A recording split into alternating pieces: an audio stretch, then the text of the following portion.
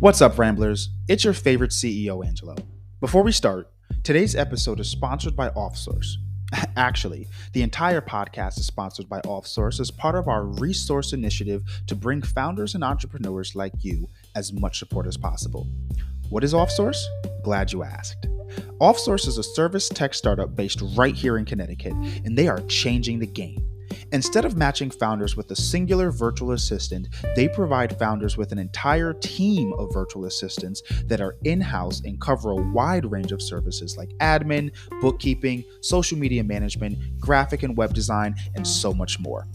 And the best part is it's fast, flexible, affordable, and all done from your computer, phone, or tablet. Get your team of virtual assistants today by visiting offsource.tech and clicking the Get Started button. See you soon.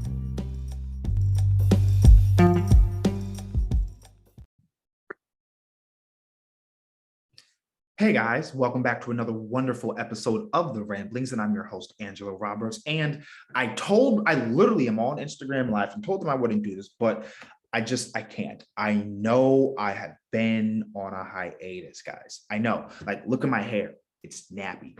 I feel like I need a full facial flush right now. I haven't been exercising as much, and it's literally January still. I didn't even make January. But I hope you guys are doing well. Welcome back. Welcome me back. And I think I'm gonna be getting better at this now. I have to do podcasts for a client and everything. I'm gonna be pitching up 2 new podcasts this year. A bunch of different things are gonna be going on and everything. Shout out Instagram, shout out Facebook. We're live right now. So wanted to let the community know, hope everything's going well. But I think I'm slowly starting to get back into it. Have you ever been so overwhelmed with procrastination that you just don't move? You're just so overwhelmed that you don't move. And that's really been kind of my issue lately is I've just been so overwhelmed that I don't move. And not only am I feeling overwhelmed, I'm kind of feeling like it's, how do I put it? Like a lull. I know I use that word often, where I'm in a lull or a small period, but I think that's the best way to describe it right now is just you don't feel like yourself. And I just haven't felt like myself. And I think this is where entrepreneurship it gets really lonely, right? Because when you're trying to grow and build, you are craving, especially because I feel like a lot of entrepreneurs are extroverts. There's no numbers to back that up, just funny hunch, right? And I feel like a lot of successful entrepreneurs are extroverts, and they care about the people that are around them. They care about being able to spend time with them and all of that kind of stuff. And so when you're an entrepreneur and you're trying to go all in with something, usually there's going to be a lot of people within your particular circle that aren't going to support you, but they're not going to be against you. They're not actively going to be I don't think this is going to work. They just automatically assume, because the likelihood is very small, that it just probably won't. But they're not doing the same things that you're doing, and that's going to cause some disconnect and distance. And so I guess one of the big things that I want to come off this hiatus and really share is that it's extremely lonely to be an entrepreneur. Being an entrepreneur is probably one of the most loneliest, smallest, saddest kinds of things that you could do. And I would not wish, I wish I had the gumption, the ability to just work 9 to 5 and be done. Not think about once you're done with work to just be done, right? It's a blessing and a curse to love what you do, because you're always thinking about, how am I going to continue to do this? How can I improve? How can I be better? How can I just do things differently or more enjoyably, right? And so the hard part in that particular aspect, at least for me, is I know I love going to see my friends. I love going to see my family. I am an entrepreneur. My why is the people in my life, right? I want to be able to go on vacation. I want to be able to have, free time with my kids. I don't have any kids right now. That's me just future planning and thinking like a parent should. But yeah, I really want to be able to enjoy my lifestyle, and not only just enjoy it, but bring other people into it, because I'm not a solo kind of person. I do a lot of things DIY and by myself. But when it comes to living my life, I prefer to be in the company of my close ones. Everyone's oh, I'm a loner. I prefer to be by myself. I need a social I don't need my social battery to be recharged. What I need is my alone time battery to be recharged. And I think that's one of the hardest things from my perspective. Like I said, I feel like a lot of entrepreneurs are extroverts, and entrepreneurship is an introverted game. Like when you think about it and you're able to really get into your core of just being in your zone and doing what you love, and just doing that every day, and not really having like needing that outside validation, not having the urge to want to like share things with people, not wanting to like just really be the extrovert that you are, is extremely complicated as an entrepreneur. Because when you're going through hard times, your hard times are not as hard as what other people seem. And so it feels almost like a humble brag, because it's like you have these issues that other people wouldn't necessarily consider issues, right? So for example, um I am trying to get this fundraising, not really fundraising, but this like second capital influx closed. And it's taking a lot longer than I would like, because it's just life happens, right?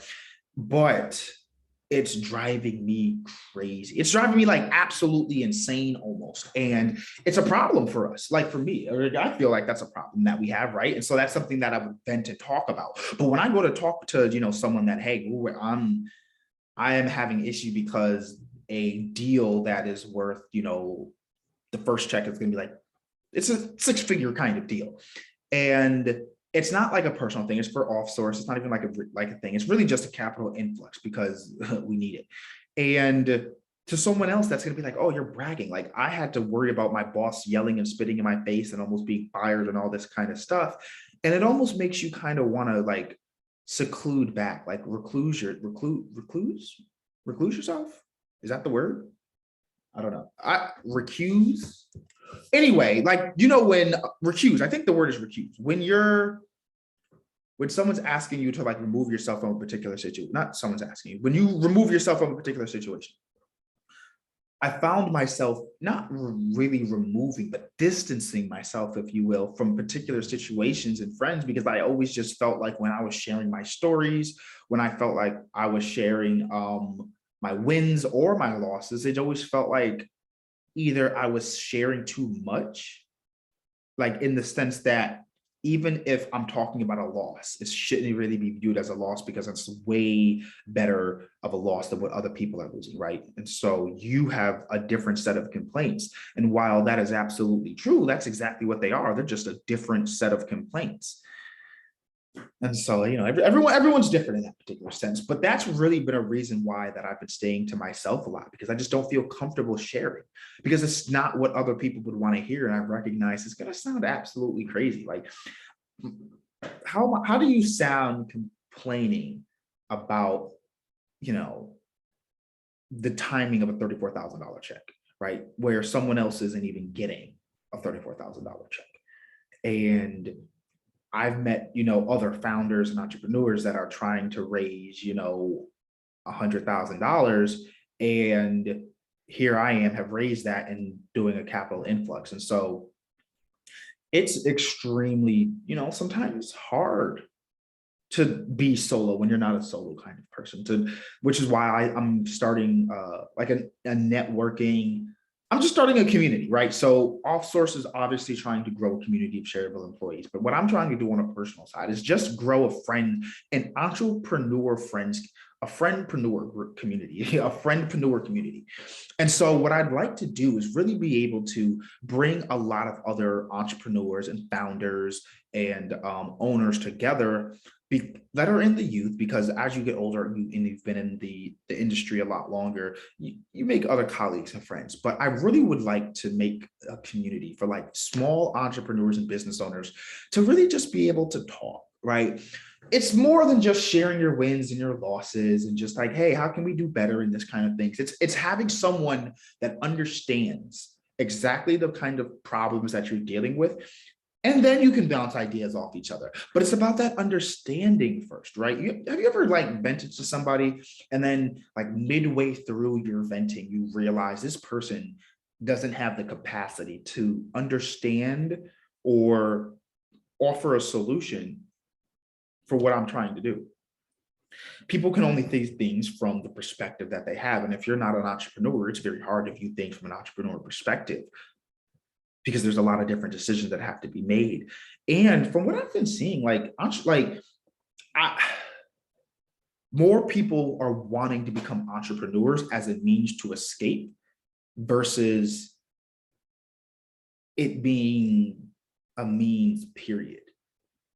Right? Like entrepreneurship for me, there's no other option, right? Like I could go find another job, but I would then be like, okay, how am I going to then quit this job and start a business, right? What have I learned from this job that I could then bleed and bring into a business that I'd like to run? And so that's really like a hard thing for me. And a big reason why I don't look or even care about another job, because I know I am an entrepreneur. I could be homeless with 3 months to live, and I'm still going to be an entrepreneur. Some people are just not built to be an entrepreneur. And I think that's like, you really have to like question that. And so one of the things I've been doing is like a lot of self-reflecting. Am I really built to being an entrepreneur? Like, I don't want to lie to myself. That's the one thing I really don't want. Like, one of my worst fears is that, like, now when you're lying to yourself, sometimes it gets to the point where it's like you're delusional. I don't want to really say lying to yourself, but delusional. And delusional sounds worse, but it's actually not as bad, because when you're lying to yourself, you know in your heart of hearts that this is not who you are and this is what you're trying to be, and that's not what it is. Now, there's different if you're trying to change and make a progressive level up in your character, and just straight lying to yourself, saying that you're something that you're not and not even working towards it. Whereas when you're delusional, you truly believe that you're either at a particular point characteristic wise or closer than you actually think to a particular characteristic, and everyone's going to let you know, yo, you gotta check yourself. And so my thing is, I think that I'm such a good entrepreneur, but where are the results from that? How am I proving it? And obviously you have to balance out patience, and you have to balance out a whole lot of things, but the primary sauce, right? The primary core of what this comes down to is making sure that you're not lying to yourself, be honest with yourself, and then move based on that. If you're honest with yourself and then realize I'm not doing as good as I can do, how are you going to then change it? Because after you become honest with yourself and you move from that delusional state without any kind of change, that just means you're now going to go from delusional to lying to yourself. And the goal is to actually move progressively. And so that's like a large thing, but as an entrepreneur, it's extremely hard to keep that like in line and keep that thought process focused. So that's my 2 cents on that. That's why I think it's just so hard to be an entrepreneur. And I want to build that community for other entrepreneurs to be able to say, hey, listen, I have a voice.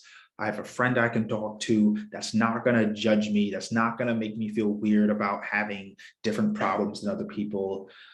It's really about having like that love for each other. Yeah.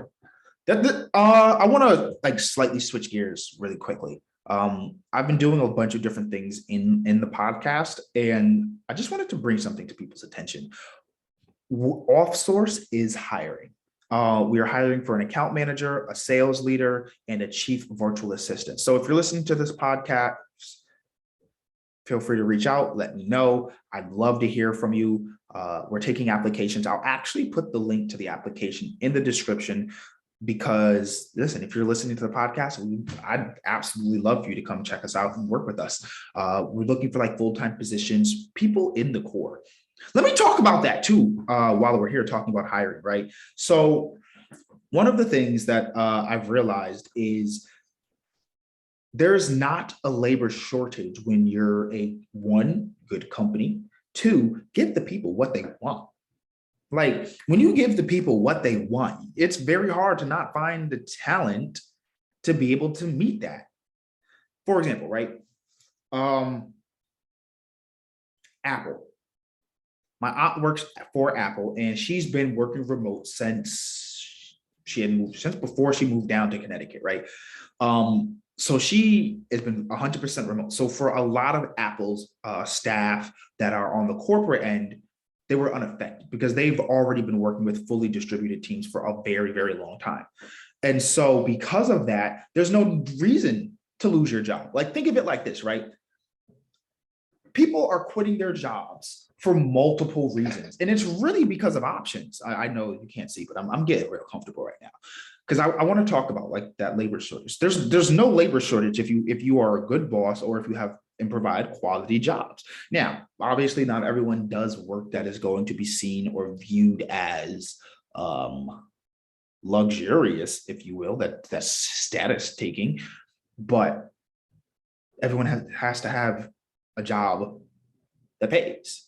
And so if you started by saying, hey, we pay, X amount of dollars. And if you're like, okay, well, I can't afford that. Think about that part. If your numbers do not allow for you to somehow become profitable without paying your employees a decent wage, and obviously decent can depend on where you're coming from. But let's take something like $15 isn't even really, like $15 is decent, but it's not what it was when people were first advocating for it.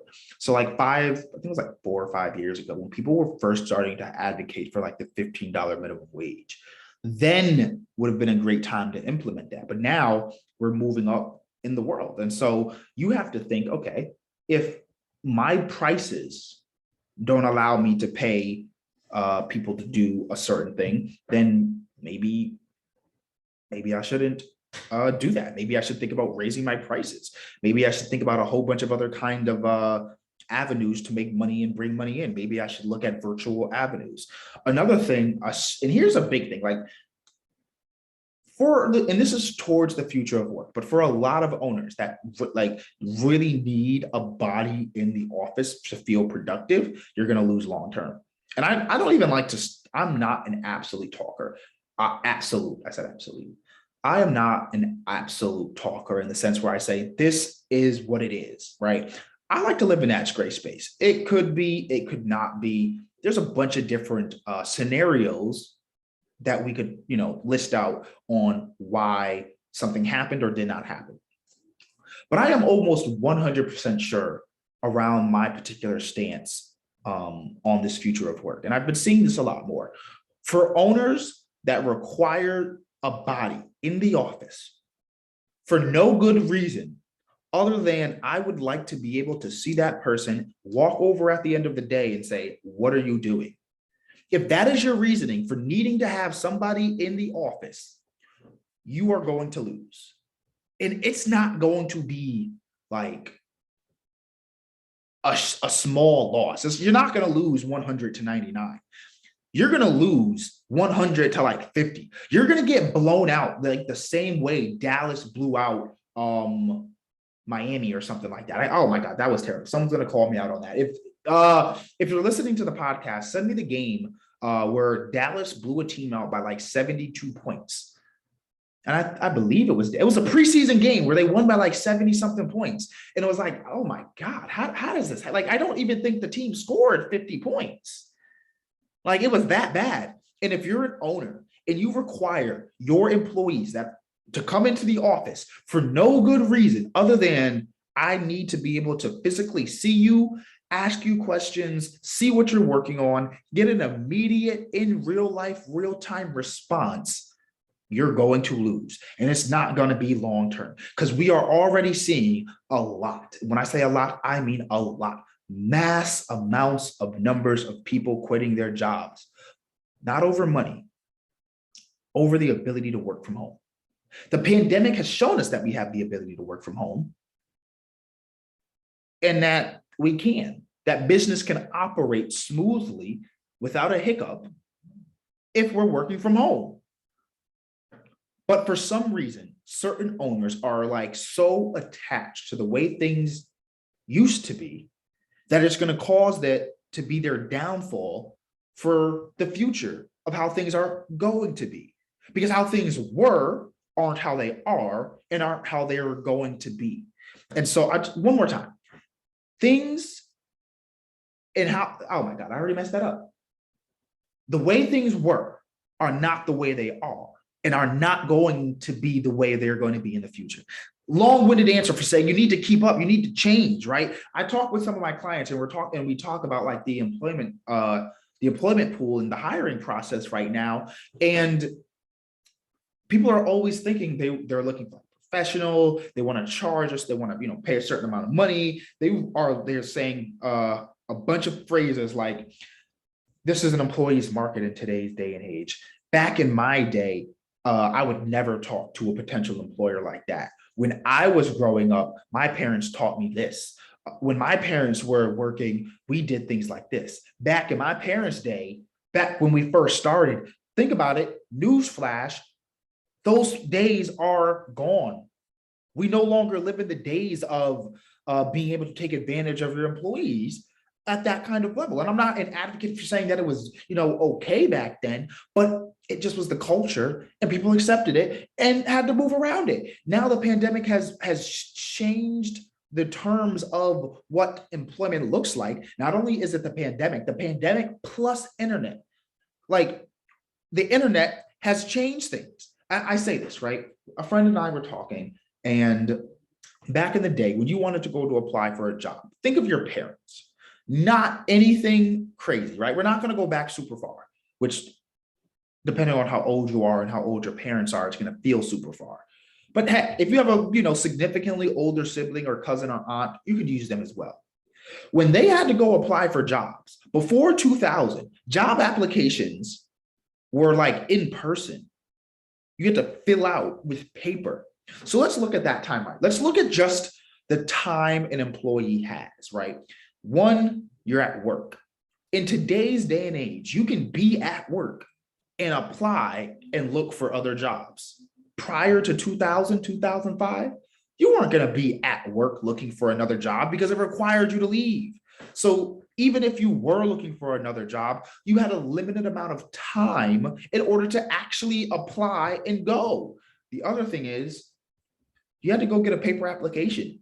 It wasn't like they were downloading things on the internet and printing out the application back then. I mean, some companies might have been if they were ahead of the curve, but most companies, like I'd say 98% of companies were not having you download anything off the internet for an application, which means you had to physically walk into an office to get an application. So there's that time, which means there's commute, there's the actual wait time to get to someone, whoever you the hiring manager is. And God forbid you went there and they were like, oh, we have a hiring manager and they're not there today. You're gonna have to come back tomorrow. Now you wasted a trip for nothing. So you have to fill out the application. You have to actually drive to the place. You have to go to the multi-step interviews. And so all of those took a lot of work. And so when you got a job, it was like, dang, if I leave this job, look how hard it is for me to get another job. On top of that, there's no internet. So the freelance community, the gig work community is not as strong as it is today. You couldn't say, you know what, I'm gonna quit and then do DoorDash. So a lot of these owners are taking what like they knew growing up and are really trying to apply that to something today. And it's just not working. You're going to lose because people have those options. Like if you are a very small company and a company such as, I think it was MailChimp. I want to say MailChimp. I'm going to like on spot live do some research just to bring bring some awareness, right? So there's been a couple of companies that have lost like a significant amount of staff because they're just didn't bring back the work because they're choosing to bring people back into the office. So when I go to Google and I type in companies that lost employees over remote work, and like one of the first things that come, what's the first things that come up? Apple is yeah. So apparently Apple is having some remote work policies and is risking losing more workers, even though I was just talking about them having an equally distributed team. And there's just, yeah, so let's see. MailChimp, yeah, so I was right.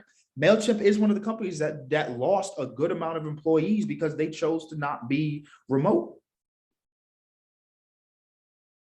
It's that simple. If a company like MailChimp can lose employees because they're choosing not to go remote, then you can absolutely choose to you can absolutely lose employees by choosing not to go remote. And if you're not paying them well, they're probably going to leave and go replace those people at MailChimp. Because at least if I have to go back to the office, it's going to be for a higher pay.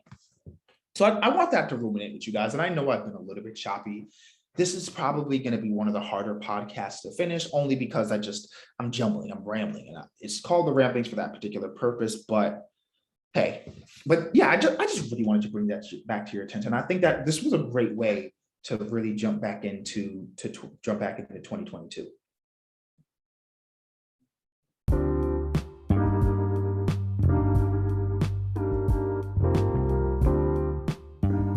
Okay, Ramblers, that's it. Podcast over. I hope you enjoyed this episode. Don't forget to like and subscribe to the podcast, and do me a favor, share this with someone who can also benefit from hearing today's episode. If you want to follow me, you can follow me on all platforms at Angelo Roberts Jr. All right, until next time.